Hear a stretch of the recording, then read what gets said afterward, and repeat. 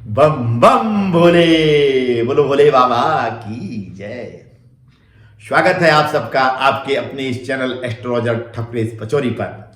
आज मैं मित्रों उपस्थित हुआ हूं एक बहुत ही पावन और पवित्र रात्रि के बारे में चर्चा करने के लिए। भगवान शिव की आराधना के लिए इससे पवित्र रात्रि हो ही नहीं सकती है।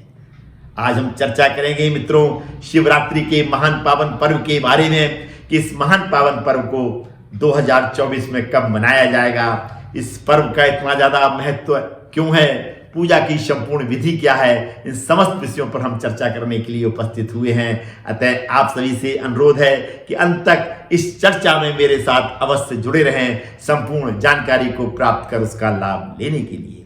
मित्रों, प्रतिवर्ष फागुन मास की कृष्ण पक्ष की चतुर्दशी को ये महान पावन पर्व मित्रों मनाया जाता है और इस वर्ष 8 मार्च 2024 दिन शुक्रवार को ये महान पावन पर्व पूरे देश में बहुत ही हर्षोल्लास के साथ में मित्रों मनाया जाएगा।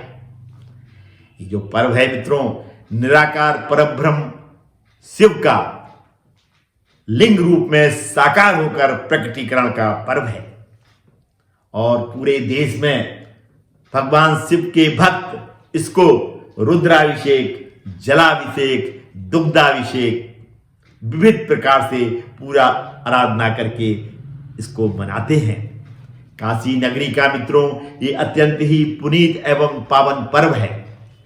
इस दिन काशी नगरी का कोना कोना कण कण भगवान शिव की पूजा से शिवमय हो जाता है और पूरी नगरी में बम बम भोले की आवाज ही सुनाई पड़ती है, जो कि देखते ही बनती है। मित्रों, शिवालयों और देवालयों से निकली भगवान शिव की बारात काशी नगरी की श्रद्धा को समेटती हुई, भक्तिभाव लुटाती हुई एक अतुलनीय वातावरण का सृजन करती है।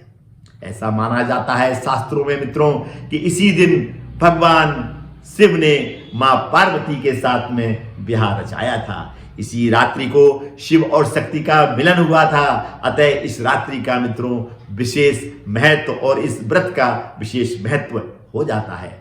मित्रों, काशी नगरी ही एक ऐसी नगरी है जहां पे 14 शिवलिंगों का दर्शन और पूजन किया जाता है। अब हम बात करेंगे पूजा के संपूर्ण विधि की और अंत में एक छोटे से उपाय की।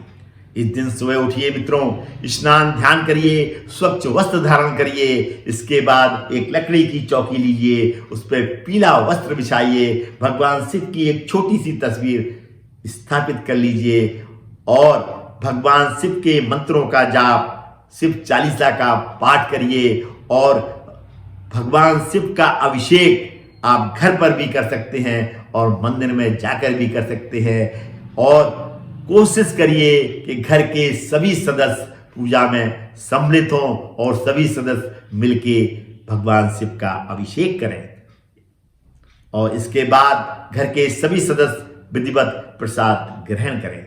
इस दिन मित्रों आप निराहार रहकर या फलाहार लेकर आप व्रत रख सकते हैं अपनी सामर्थ्य के अनुसार। इस दिन रात्रि जागरण का भी विशेष महत्व है, क्योंकि इस दिन जो पूजा की जाती है भगवान शिव की, वो रात्रि में यदि पूजा की जाए और पूरे दिन निराहार रहकर या फलाहार रहकर व्रत किया जाए, उसका अपने आप में मित्रों एक विशेष महत्व हो जाता है। क्योंकि चतुर्दशी तिथि रात्रि में ही है 8 मार्च को, अतः इस पर्व को 8 मार्च को ही मित्रों मनाना है। अब मित्रों हम एक छोटे से उपाय की भी चर्चा करने वाले हैं। यदि आपकी कोई भी मनोकामना काफी लंबे समय से पूर्ण नहीं हो पा रही है तो आपको इस दिन संकल्प लेके व्रत रखना है, रात्रि जागरण करना है और भगवान शिव की पूजा विधिवत मुहूर्त में करनी है। यदि आप ऐसा करते हैं तो आपकी मनोकामना जो कि काफी समय से पूर्ण नहीं हो पा रही है, निश्चित रूप से आगे आने वाले समय में पूर्ण होगी। और यदि आपने के यहां पर पारे के शिवलिंग नहीं है तो इसी दिन पारे के शिवलिंग की विधिवत स्थापना करिए। स्थापना करने के बाद विधिवत उनका अभिषेक जल से, पंचामृत से, दुग्ध से जैसा भी चाहें उनका विधिवत अभिषेक करिए और इस अभिषेक को हर सोमवार को जारी रखिए।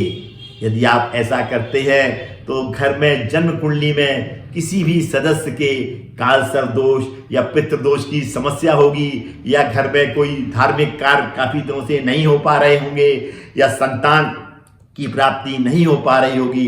यदि आप इस दिन पारे के शिवलिंग की स्थापना करके उनका अभिषेक करते हैं संकल्प लेके, और हर सोमवार को उनका अभिषेक जारी रखते हैं, तो निश्चित मानिए जन्म कुंडली में कालसर्प दोष पितृदोष की जो समस्याएं हैं वो धीरे आपके घर में भी जो समस्याएं हैं, जैसे संतान ना होना, कार्यों में रुकावटें, इन सब समस्याओं का मित्रों धीरे धीरे करके अंत होगा। कैसा लगा मित्रों आपको ये मेरा एपिसोड? यदि अच्छा लगा तो इसको सोशल मीडिया पर शेयर करें और कमेंट बॉक्स में बम बम भोले लिखना ना भूलें।